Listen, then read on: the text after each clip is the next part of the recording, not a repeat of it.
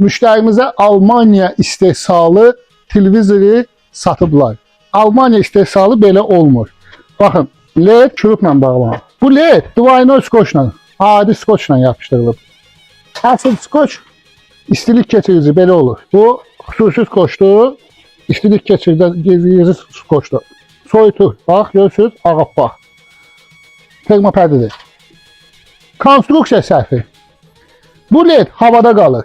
Dəmirə dəymir, soyumur. Buna deyirlər zavod tərəfindən hesablanmış ölüm. Yəni bunu fikirləşirlər ki, 2 ildən sonra bu öləcək, müştəri gelib təzə televizor alacaq. Almanya, belə Almanya olmur. Bu Kitaydır. Made for EU yazılıb. Yəni Avropa üçün istehsal olunub. Amma Avropada deyil. Görürsünüz, istehsal yeri də yoxdur, haradadır. Made in China'dır, %100%. Baxın, burada yazılmalıdır Made in, yəni istehsal olunan ölkə.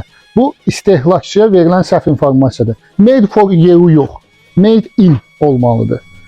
Yəni Made for EU nə deməkdir?